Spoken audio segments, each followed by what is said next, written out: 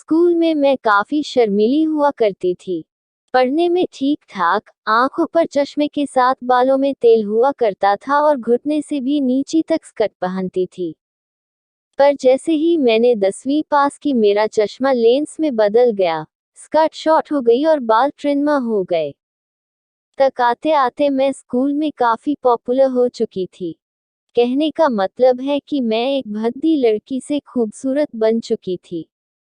Board का exam खत्म होने के बाद छुट्टियां बिताने के लिए मैं अपनी कजन के यहाँ चली गई।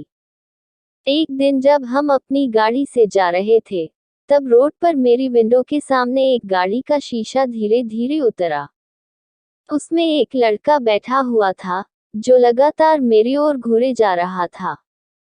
जब अज्ञात नंबर से फोन आया, छुट्टियां खत्म हुई और मेरा रिजल्ट निकला, तभी मुझे एक अज्ञात नंबर से फोन आया। मुझे बताया कि ये लड़का मुझसे कितना प्यार करता है। जैसे जैसे मैं ये शब्द सुन रही थी, मेरे दिमाग में उसी लड़के का चेहरा घूम रहा था, जो मुझे उस दिन अपनी गाड़ी के शीशे से घूर रहा था। यह वही लड़का था जो अपनी कैसनोवा इमेज के लिए जाना जाता है। मैंने डेटिंग करने की सोची। मैं एक सिंपल और वजन लड़की थी।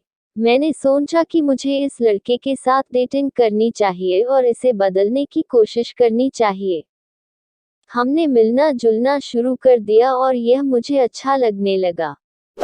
मुझे लगा कि इस लड़के के बारे में जो लोग बोलते हैं, वह एकदम गलत है। जब उसने पूछा क्या तुम वजन हो, कुछ दिन बीत जाने के बाद इसने मुझसे पूछा क्या तुम वजन हो। मैंने हाँ बोला। उसने कहा मैं नहीं मानता क्योंकि तुम सारी लड़कियां हर वक्त यही बोलती हो। मैंने बोला ठीक है, कोई जरूरत नहीं है भरोसा करने की, शादी के बाद तुम्हें खुद ही पता चल जाएगा। और वो मुस्कुरा दिया। कुछ दिनों के बाद मुझे उसका कॉल आया क्योंकि दूसरे दिन वैलेंटाइंस डे था और वह पूरा दिन मेरे साथ ही बिताना चाहता था। वो इतना ज्यादा एक्साइटेड था कि इस बात से मुझे पूरी रात नींद नहीं आई। अगली सुबह मैं अच्छी तरह से तैयार हुई।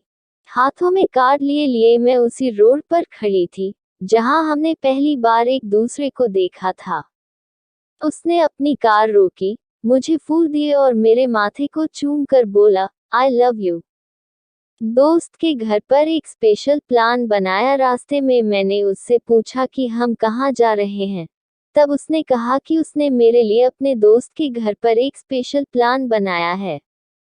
देखते ही देखते हम एक बड़े से बंगले में पहुंचे। मैंने देखा कि दरवाजे से एक लड़का निकला और दोनों ने एक दूसरे को आंख मारी और उस लड़के ने बोला ऑल द बेस्ट भाई, एंजॉय। वह मुझे फूलों से सजे हुए रूम के अंदर ले गया और किस करने लगा। हमने केक काटा। मैं उससे बोलने वाली थी कि मैं उससे बेहद प्यार करती हूँ, क्योंकि वह मेरी लाइफ का पहला प्यार है। उसने मेरी जीन्स की बटन खोल दी, लेकिन वह मेरी जीन्स के बटन खोलने में इतना बिजी था कि वह कुछ भी सुनने के लिए तैयार ही नहीं था। मैंने बोला कि मैं अभी इस चीज के लिए अभी रेडी नहीं हूँ, लेकिन वह यह चेक करना चाहता था कि मैं वजन हूँ या नहीं। मैंने उससे लड़ने की कोशिश की, उसे दूर जाना चाहा, लेकिन उसने मुझे बिस्तर पर धक्का दे दिया। मैं बिस्तर के किनारे पर पड़ी थी और उसने मुझसे वहीं पर बलात्कार किया। मैं रो रही थी और छोड़ने की जिद कर रही थी, लेकिन वह एक नहीं सुन रहा था। जब उसने मेरा रेप करना बंद कर दिया तब उसने कहा wow, you really are a virgin. मैं उठी और इतना रोई कि मेरी आंखों पर लगा मेकअप पूरी तरह से फैल गया। सब कुछ खत्म होने के बाद उसने मुझे उसी जगह पर लाकर छोड़ दिया जहां से उसने मुझे उठाया। उस दिन मैंने अपनी मासूमियत खो दी। मैंने इस दिन की कल्पना कभी नहीं की थी। मैंने शादी कर ली, पर यह क्या हुआ? कुछ सालों के बाद मैंने जिस इंसान से शादी की जिसकी पहले ही शादी हो चुकी थी, लेकिन मेरे से यह बात छुपाई गई। मेरे लिए यह फिर से एक रेप जैसा अनुभव था। इस बार मुझे इमोशनली रेप किया गया था, क्योंकि इस बार मैंने खुद को पूरी तरह से इसके हाथों में सौंप दिया था। मेरा पति मेरी बिना इच्छा के मेरे साथ सेक्स करता था। अब मैंने डिवोर्स ले रखा है, लेकिन अभी भी मैं ये सोचती रहती हूँ कि आखिर मेरी गलती क्या थी। मैंने सब कुछ अपने प्यार को दे दिया और फिर भी मेरा बार बार रेप होता रहा।